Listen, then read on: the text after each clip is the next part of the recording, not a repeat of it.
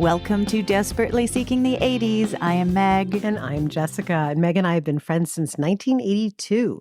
We got through middle school and high school together here in New York City, where we still live. And where we podcast about New York City in the 80s.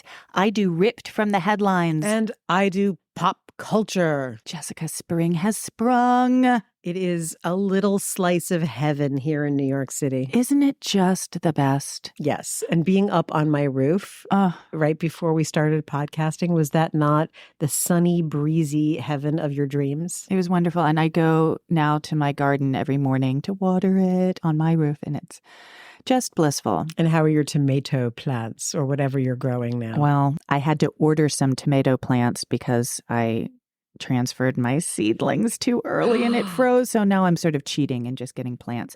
But look, we just make it work. That's what we do. That's what we do. I'll never tell.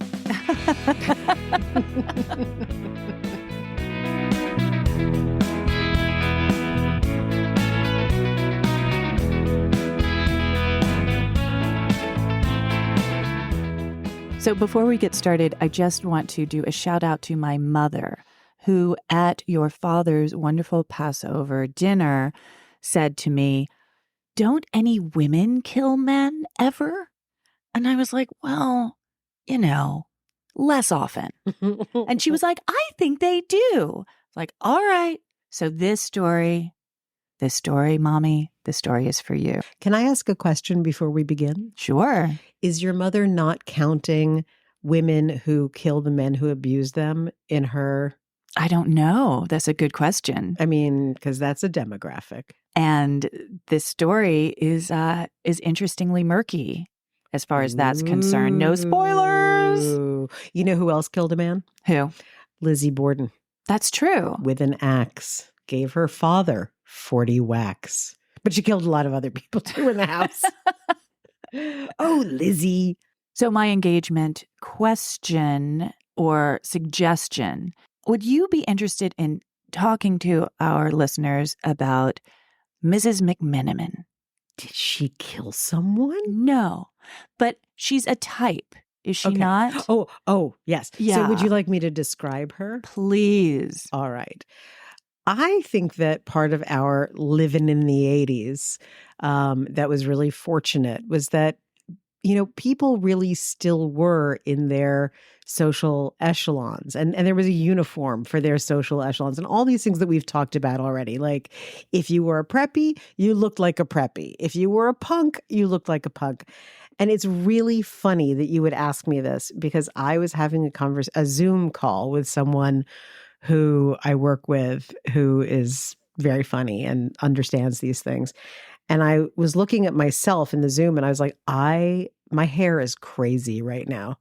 She's like, "What do you mean?" And I was like, "First off, don't say, what do you mean? We both know it looks crazy." I was like, "But I look like the women who were the administration of Nightingale in the 80s. And she was like, "What does that mean?" And I was like, "Okay, so there's this woman. She was head of upper school, Mrs. Gordon. She always had her Papagallo flats. She wore nylons. She had a tweed, perfect little suit. And she had an Hermes scarf and she had glasses. And it was always the brown football helmet of hair, which is basically what I was sporting." So Mrs. McMenamin was of that type, but then it was ratcheted up a notch. We need to tell them she was the headmistress of our all-girls school. Right. Of the true old school variety. Like she would walk down the halls and like the girls would scatter. Like she was terrifying. Formidable. She was formidable. I didn't find her terrifying. I found her formidable. But she was, her name was Mrs. McMenamin. She was called Big Mac. Behind her back. With silver buttons all down her back. No one would ever. No, I'm laughing because it sounded like the rhyme. Like, I mean, did you ever see her giggle? Not once. That just seems totally incongruous. She would smile with tolerance.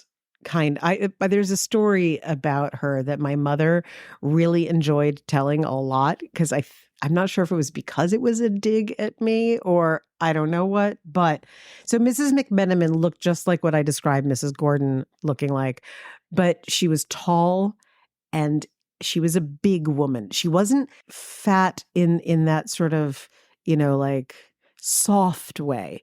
She was just a Sherman tank. Yeah. And she had close cropped, short brown hair that had a lot of steel gray in it.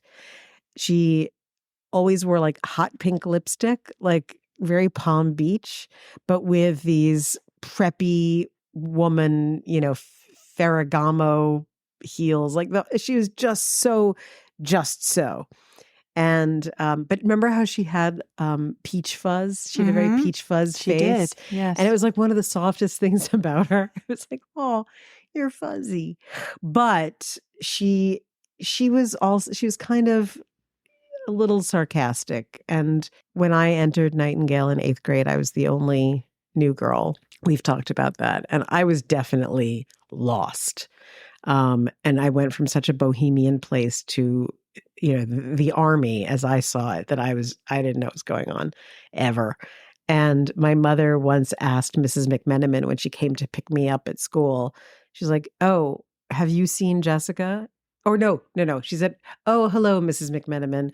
Where is Jessica?" And she said, "Well, we've been asking ourselves that for years." Oh, my. And I was like, "You bitch. You bitch." Yes. But, so that's intimidating. Is that a good word too? Yeah. I mean, for many, many people. For me, I just felt like I was about to be in trouble. Right. Like, yeah. No matter what I did, I was about to get some kind of disciplinary action. Harry Potter? Yes. Dolores Umbridge? Yes. That's the same type.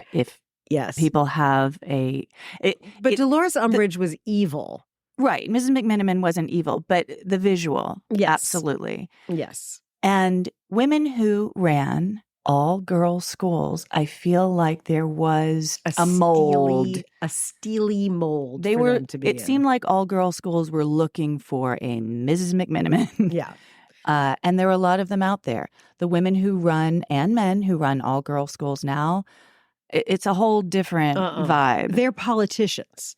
Mrs. McMenamin was a benevolent dictator. So that leads right into my story for today.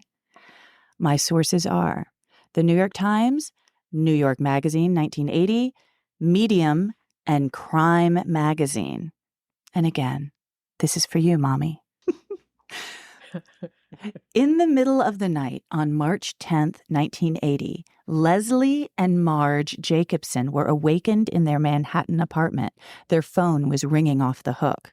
When Leslie answered it, he heard, yes, Leslie is a man, "Leslie, I think I've killed Hi." It was their good friend, Jean Harris, calling from the Purchase, New York police station. "Do not utter another word," Leslie ordered her, and drove 45 minutes outside the city, where he found Jean wearing a white blouse streaked with blood and her face badly bruised on her mouth and eye. Once Herbert Tarnower, nicknamed Hi, was pronounced dead, she was booked for second-degree murder. But let's back up to 1966. That's the year when Jean Harris and Hi started dating. She was 42 years old, recently divorced, and the mother of 2 boys. She'd grown up in well-to-do Shaker Heights. Oh. I know. Went to an all-girls high school. Shaker Heights, Ohio, for those who don't know.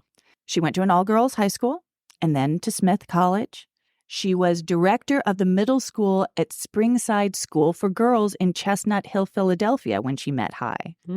Herman Tarnower was 56 and a cardiologist at White Plains Hospital near Harrison, New York, where he lived. They were both well-educated and well-heeled and ran in the same social circles. They both were each other's perfect +1. For 14 years, they dated. Now, early on in their relationship, Hi had asked Jean to marry him, giving her a $90,000 ring in today's money. Oh, I was going to say, whoa. Hey. Hey now, Hi. But she hesitated. She wasn't sure if their marriage was in the best interest of her boys or her career. They lived 2.5 hours away from each other, after all. But by the time she came around, he reneged. He had cold feet about the whole marriage thing. In fact, he decided he didn't want to be exclusively dating either. Jean was blindsided. But after some soul searching, she said she was okay with an open relationship. No one's ever okay with an open relationship. Give me a break. Also, it was a one-sided open relationship. Aren't most? Yeah. I mean, Yeah. let's have a moment, shall we? So Hai was totally cool with that. And for the next 14 years, he slept with a lot of women, and Jean pretended not to notice. So it was 14 years and then another 14 years. No. Their whole relationship was 14 years, and it was really in the first year that they were dating that he proposed and that they came up with this arrangement. Okay, got it. And in the meantime, they both prospered in their respective careers. Jean became headmistress at the Madeira School, an elite school for girls outside D.C., whose alumni include Brooke Astor, Stockard Channing, Katharine Graham, and Mika Brzezinski, just to name a few. Amazing. And Hai decided to publish a diet book, The Complete Scarsdale Medical Diet. A lot of grapefruits in that. It's true. Grapefruit and toast. For years, he had been giving his patients a mimeographed page of his low-carb, high-protein diet plan. The Times referenced his diet. They were interviewing somebody who said, "Oh, my doctor gave me this great diet." And so he just got name-dropped, basically, in an article. And this diet that he gave to his patients was very popular. And because the Times wrote about it, suddenly there was like a little splash of, interest. And he was encouraged to expand it into a book. It became a bestseller, and Herman Tarnower became a celebrity. It was about this time that he hired Lynn Treforis as his medical assistant. She was 37, recently divorced, and raising 2 daughters. And before long, Herman began dating Lynn. But he didn't break up with Jean. In fact, he would take one of the women on a weekend vacation and have dinner with the other woman the night he returned, regularly. That's so queasy-making. I know, right? Both women kept clothes in his home. He seemed to actually enjoy playing them off each other. And they had no awareness that the other existed. They completely knew of the other one. Oh, okay. They had to because of the clothes, for example. And he didn't hide anything. Okay. He didn't hide anything. All right. It was actually kind of thrown in each other's faces. And then Jean started getting anonymous phone calls from a man taunting her. The caller would say things like, "Your boyfriend is cheating on you, and you need sex lessons." Jean thought it was Lynn, or that Lynn was behind it somehow, and called her to tell her to back off. Lynn got upset by Jean's accusations and changed her phone number and made it unlisted. But then Jean got an anonymous call leaving Lynn's new unlisted number. What the actual fuck is going on? Oh, Lordy. And that cycle continued a few times, with both women complaining to Hai about the other constantly. And Jean was having issues at work. The motto of the Madeira School was "Function in disaster, finish in style." That is the school motto. Function in disaster, finish in style. I hope they've changed it by now, but that is not that really does bring a lot of clarity to the whole concept of finishing schools, doesn't it? That it's like, here's how to be a woman in society. Right. Yeah. Just make sure it looks good. Yeah. Keep paddling under the surface and look calm as can be above. And Jean, poor Jean, was really trying to do that as best she could, function in disaster. But the wheels were falling off the wagon. As a perfectionist, she insisted the girls of the school adhere to the most stringent rules overseeing their behavior and dress. She had a rule about no oranges because the girls would leave orange peels around the campus. Not knowing that they would decompose. Yeah, no. Biodegrade? What did we say? That's what I was thinking. I don't know. Biodegradable? Both of us are clearly like major outdoors people. But I mean, the fact that like oranges banned, it's like oranges are banned? It's like a Diana Vreeland kind of command, right? Like No more oranges. Yes, pink No is the more new wire pink is the black hangers. of India. No, yes. Anyway, I'm Okay. with you. In the meantime, she was driving 5 hours each way to continue a fragile relationship with a man who never once thought to visit her. 5 hours? Wow. She and Hai had always maintained a long-distance relationship, which can be a struggle. And to help out, Hai gave Jean a prescription for disoxin after they'd been dating for about 5 years. Disoxin is essentially meth. So, What do you mean it's essentially meth? it is essentially meth. So why, what is the, what does it do? What is it? How does it make you feel? And why would he want her to be on meth? To help her keep going, because she was having a hard time keeping up with everything because she was driving so far and she had stress at work, and meth would help her not need sleep as much as she needed sleep. Is it possible that meth was the Scarsdale diet? It certainly occurred to me. He was a doctor. He was probably prescribing some nice little bits of speed to his ladies, along with, here, have a grapefruit. So for almost a decade, Jean relied on disoxin to keep her going, but found herself slipping into a depression regardless, or maybe because of it. She started having thoughts of suicide and bought a gun just in case. The first week of March 1980, Jean ran out of disoxin, and she couldn't get Hai on the phone. He basically ghosted her. There had been a dust-up over an upcoming formal dinner to honor Tarnower. He had decided to invite both Jean and Lynn and have them sit at tables on the opposite sides of the room. His table, the table of honor, was in the center of the room, of course. This guy Can is you a picture sadistic this? fuck. Yeah. This is a sadistic, nasty little twerp. Also, Jean had this is all such crazy stuff. Jean had recently received in the mail, again, anonymously, a copy of Hai's will. In it, he left $220,000 to Jean and $200,000 to Lynn. But on this copy, Jean's inheritance had been crossed out manually, and in Hai's handwriting, Lynn's inheritance had been increased. Jean is having a shitty week. This is really it's so abusive. It's crazy. Jean wrote a scathing, heart-wrenching 11-page letter to Hai. I mean, he's clearly doing this. It has to be. Do you want to know? Is this a spoiler? Should we wait? Let's talk about it later. Okay. So she writes in the letter to Hai, quote, "You keep me in control by threatening me with banishment, an easy threat which you know I couldn't live with, and so I stay home alone while you make love to someone who has almost totally destroyed me," end quote. In the letter, she called Lynn a whore, an ignorant slut. A poor ignorant slut. Oh my God. That's so bad.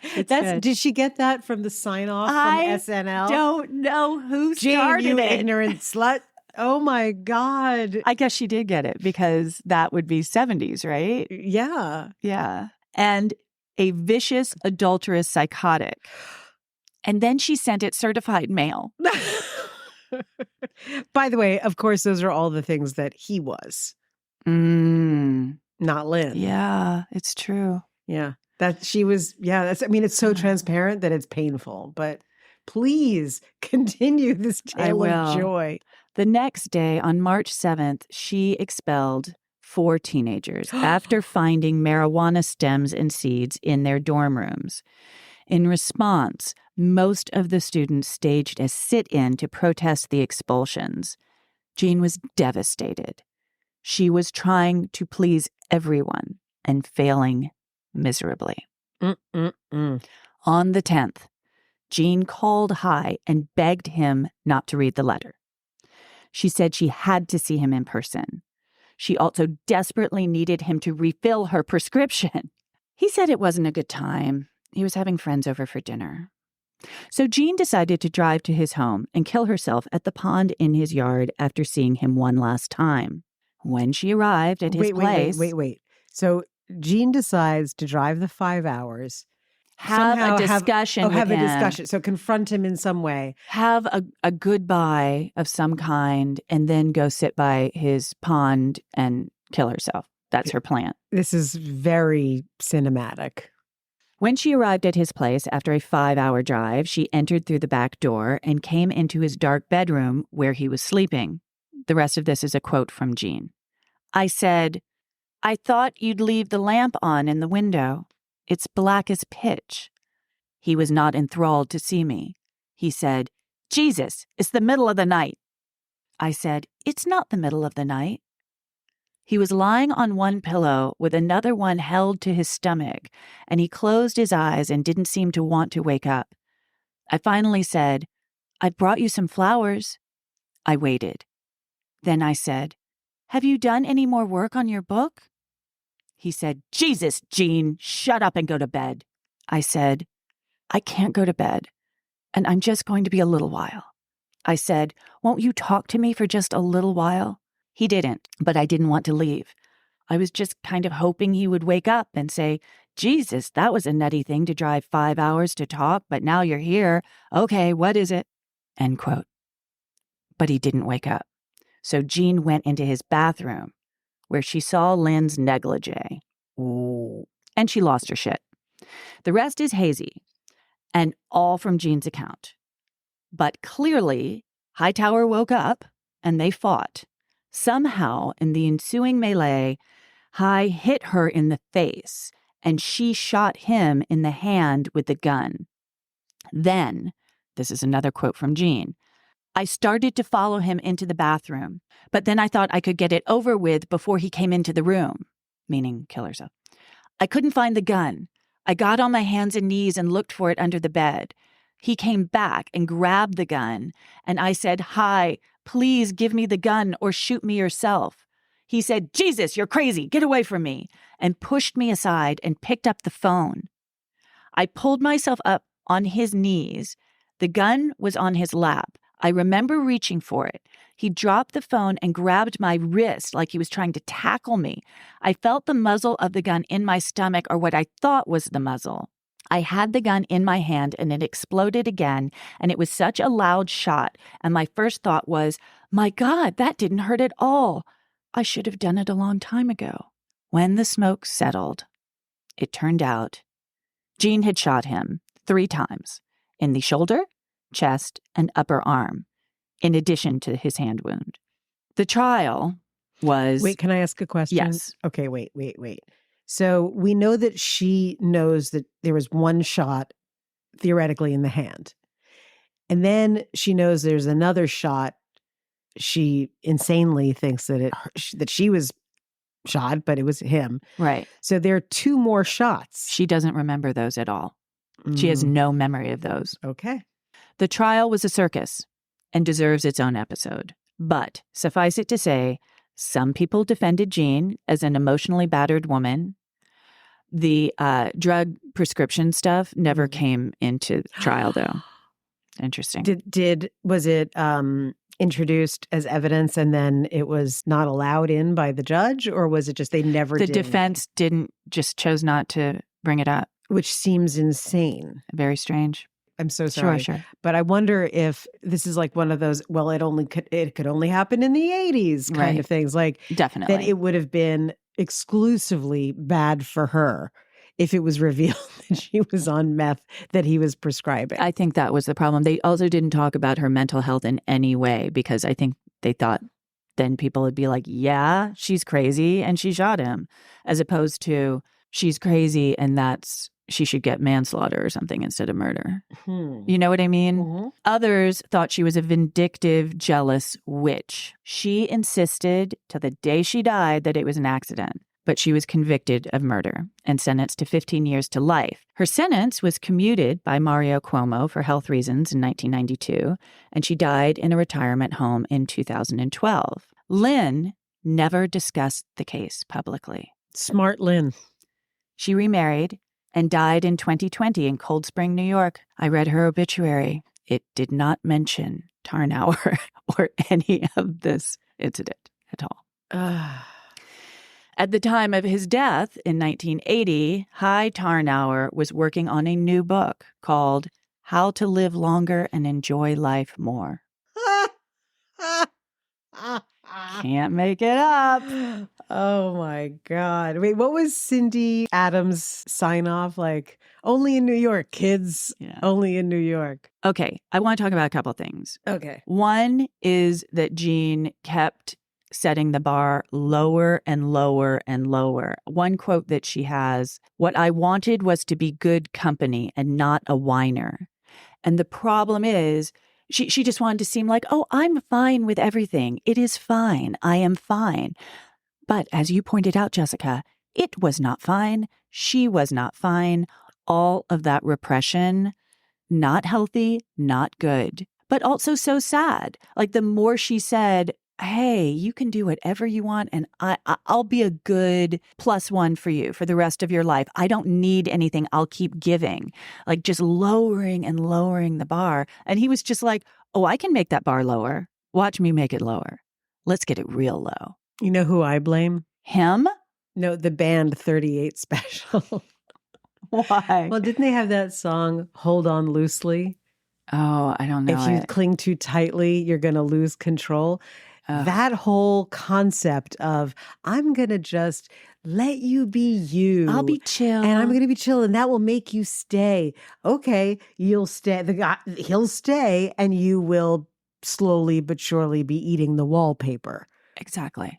Who was calling? Who was calling, Jessica? Tarnower. I think so too. There's no question in my mind. Listen, though, this is the crazy thing. I had a lot of sources for this story. No one suggested it was Tarnower. And I'm sitting there going, it's obviously Tarnower. You know why it's him? I will tell you why it's him. Yes. A couple of things. Number one, the information that was being shared. Like no one else would have it except maybe his attorney. So that's crazy. It's all in the way that he did the seating arrangement. Mm-hmm. He was in the middle. I thought so too. Watching them and having them play against each other and making them miserable, staring at the reality of the other. Mm-hmm.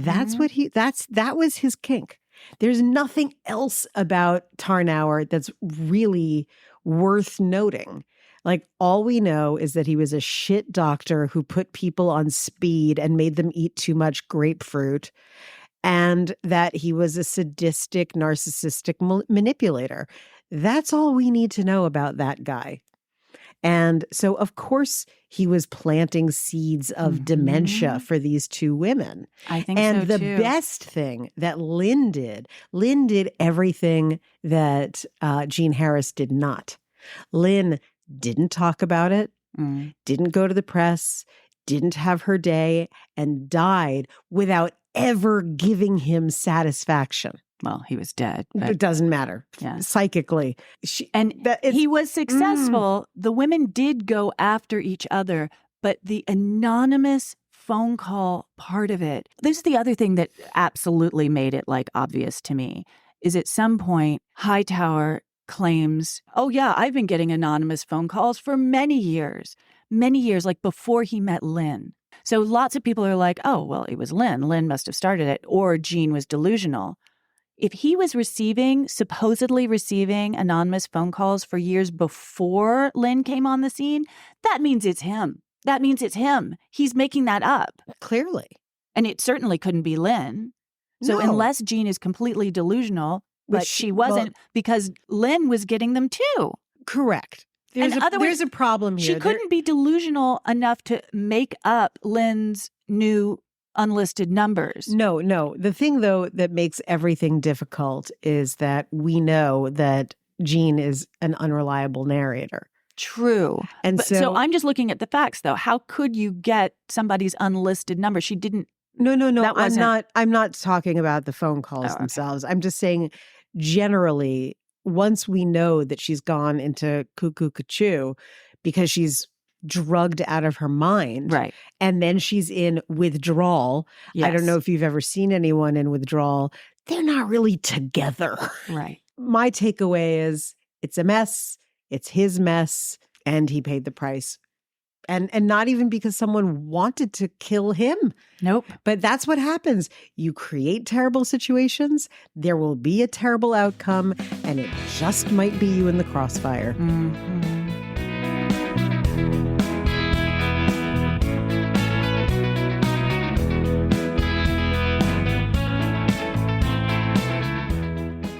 I have an engagement question for you. Great. We talked about radio stations in the past. Yes. So WLIR. What was the radio station that you listened to the most? I listened to an AM station. I know, it's so nerdy. No, it's not nerdy. Oh, I also listened to PLJ. Okay. It doesn't matter, PLJ or the AM station. Okay, the AM station, I can't remember what the number was, I think, but I would... Was it a music station? It was music, and it was like oldies. It was oldies. I liked... You and I both. We listened to this. Remember when... Diana Ross and stuff in Glee Club, like we did Lollipop. That's true. Yeah, so no. We nerded out holding hands and skipping through Nerd Town. So no, that's fine. Do you remember the DJs? Casey Kasem. Mm-hmm. Oh my God, could you believe it? Yes, we used to listen to American Top 40 on PLJ, and it mattered. It really mattered. Yes. What's going to be the number one song of the week? Oh God, I hope it's Duran Duran. As though that affects things exactly. in any way. And you would call into stations. I did try to do that on occasion. Yeah. Never made it. I wanted to win things. I can't remember. Oh, you? I'm so surprised that you were, competitive. I like swag. Calling Dr. Freud. Calling Dr. Freud.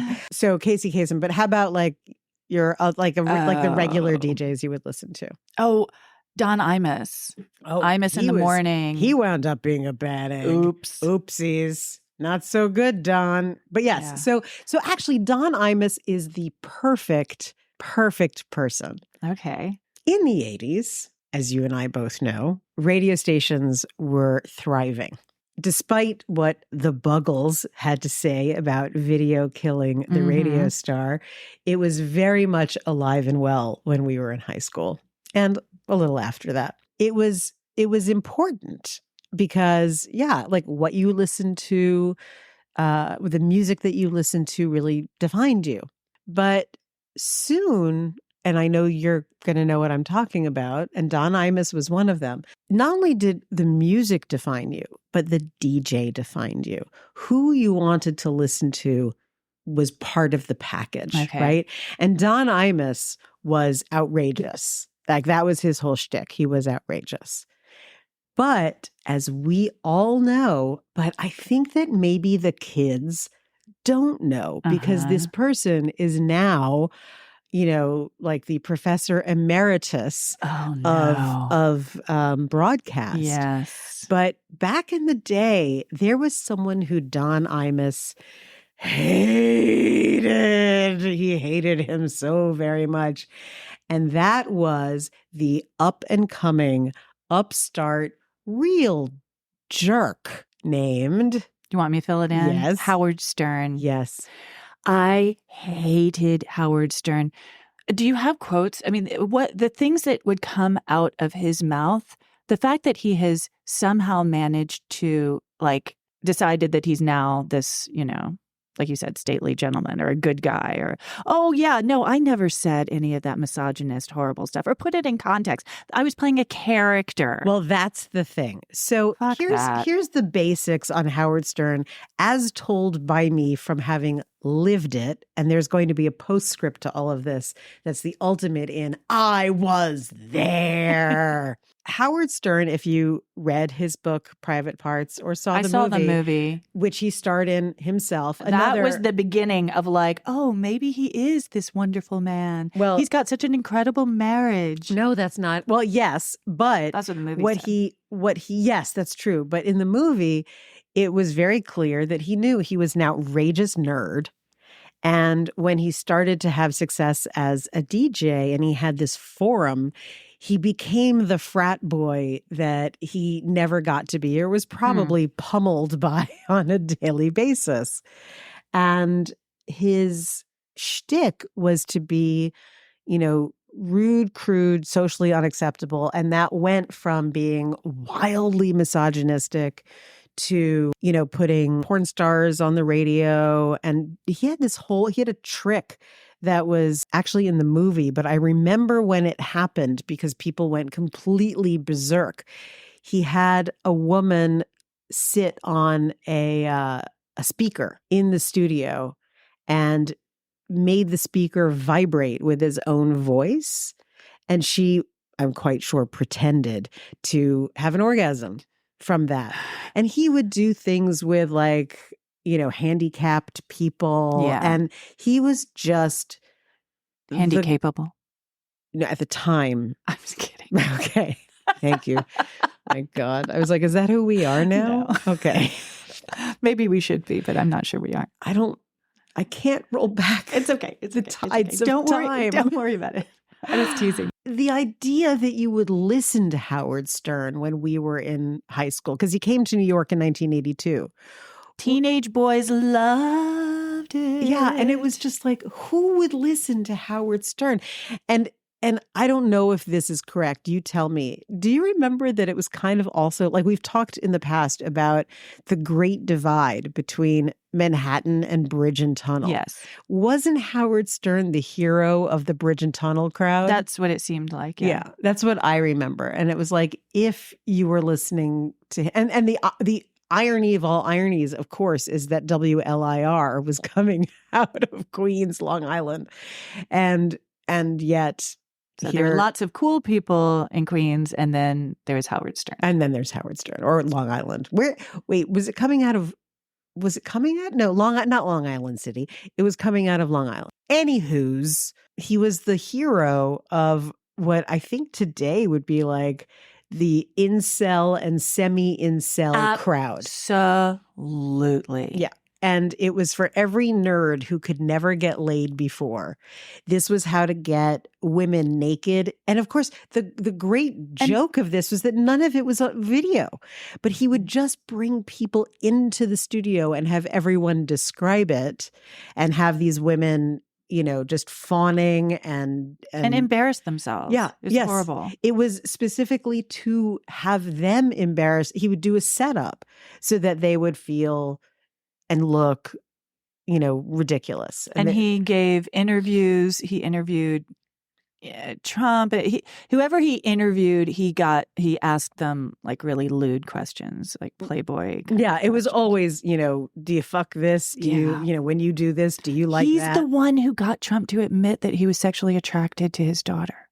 That's right. I just need to have a moment of vomiting very quietly in the corner. And that's what we grew up with? Yeah. I mean, that's awful. Yeah. And it's out there now, too. Thank you, Howard Stern. Correct. So it was déclassé, to say the least. And just in our growing up time, never cool. And it's so interesting to me that now, like, people who I really love and who I know are really smart, who are in my crowd, listen to him, on his Sirius channel. And he is actually now a great interviewer. And he does. But he's very smart. He is ridiculously smart. And of course, the whole thing that he did in the 80s was a fantastic act, but it doesn't matter. That's the thing. Like, act or not, it's still what you're doing. And it's pandering to the lowest of the low. It made me feel disgusting.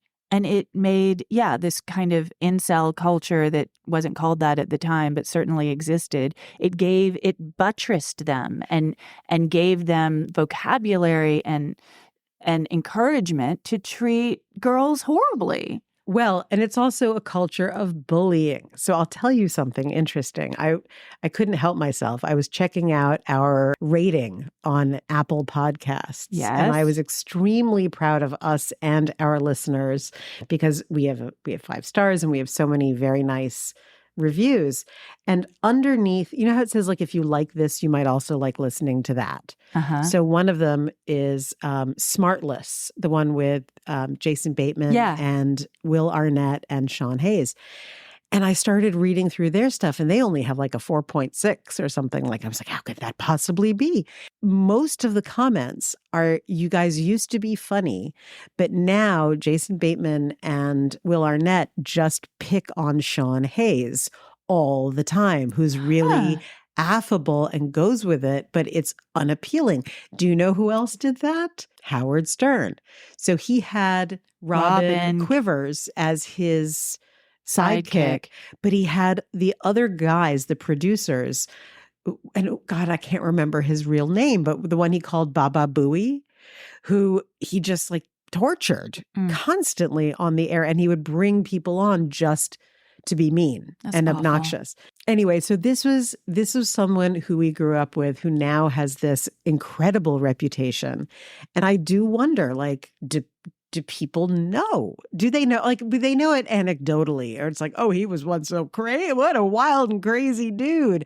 But there was a genuine impact. Now, that's the 80s. In 1992, we're going to jump ahead a little bit. I was working at Simon & Schuster. It was my second year there. And there was an editor who was known for doing really outrageous stuff. There was nothing she wouldn't stoop to. And in fact, she was the person, her name was Judith Regan. She's the person who bought O.J. Simpson's book, If I Did It. I knew I recognized that name. Yes, and got herself ousted. And she had her own imprint. She had Judith Regan books. But Judith Regan put herself on the map by signing Howard Stern for his first book, Private Parts. And I was in the publicity department. Oh my gosh, and Jessica. We had a big event, the announcement of him doing his book. And it was when he started to announce that he was the king of all media because he had a book, which, by the way, was genius and hilarious. Like, well done, sir, if you weren't such a, reprehensible creature at the time. We also have to acknowledge that people grow and change. Sure. But he hasn't apologized, has he? I don't know.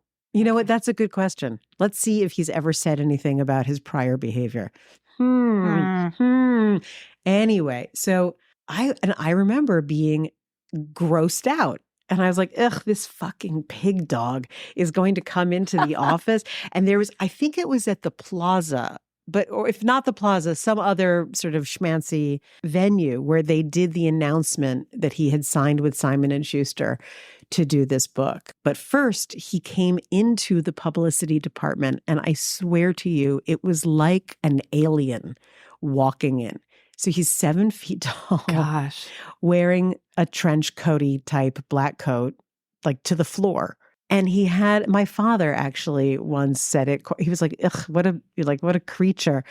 He described Howard Stern's hairdo as a Louis XIV curls, that it was, cascading in this unbelievable mound of hair that in a way he was sort of hiding behind Joey Ramone style with his glasses. Right. And he was so quiet. And he was so meek. And he went around and he thanked everybody and he was very polite.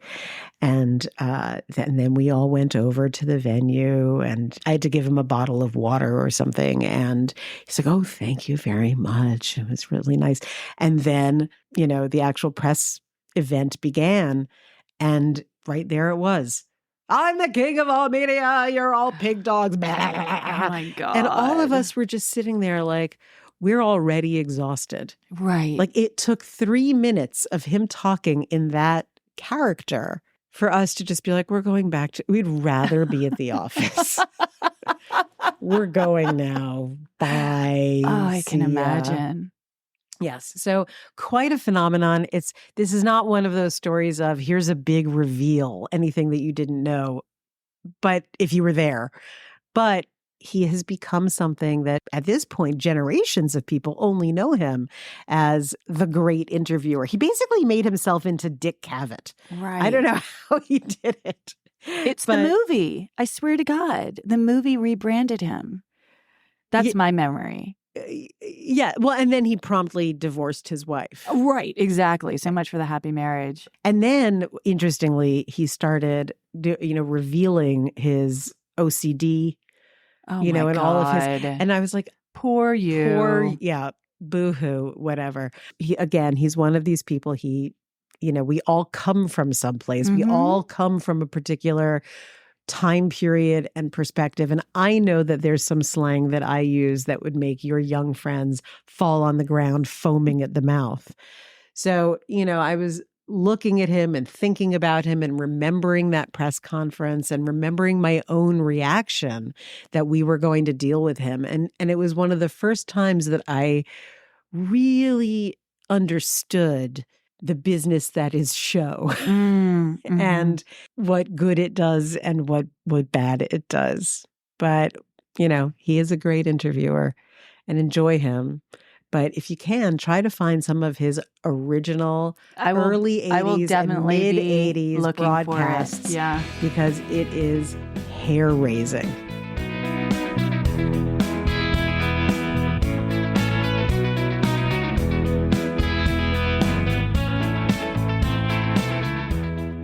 What's our tie-in? Jean Harris. Okay, wait. So math. Meth is the best. I mean, I need to look up what this drug is. Gaslighting. All right. Torturing women. Well, there you go. Yeah. Misogyny? Sure. Yeah. You know what? I think that's our tie-in this week. I guess that's our tie-in. Misogyny. How fun. Well, it was a particular brand of misogyny in the 80s, for sure. And I'm glad to say that we've got some perspective on it now, because at the time I remember feeling like I was fighting the good fight and being looked at by some as like, oh, get over yourself. Well, like, no, this is damaging. Constantly, yes. Yes. There's no question. Even working at Simon and Schuster in those, we've talked about our work experiences where it was like, hey, chickie, not exactly show us your ass, but it was fine to tease and make sexual innuendos and that kind of thing. It was perfectly normal. I've told you, right, when I was a waitress, the cooks used to put flour handprints on my ass, which I would walk around all day serving people and have no idea that I had a big handprint on my ass. That's so nice. I know. These were my friends, supposedly. And you were a teenager. And I was a teenager. Well, lovely. Yeah, misogyny. Always fun. Always a good time. A good time had by all. So next week, we're going to take a break because I've got a crazy work thing that is exciting, but is going to take up a lot of time. Is it a work thing as in your capacity as an actress? It is. Would you like to talk about that? I'm building a show with Little Lord.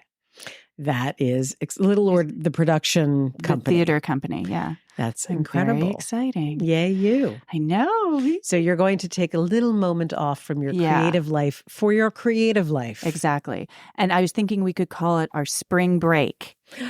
Good, right? Do we get spring break? Well, we're going to be working a lot during the break. But yes. Well, I like the fantasy. I like the concept. And I think on Instagram, we can do a lot of, we can highlight some callbacks because we've been doing so many callbacks lately. Sure. That sounds like fun. Cool. All right. See ya. See ya. I'll miss you. I'll miss you too.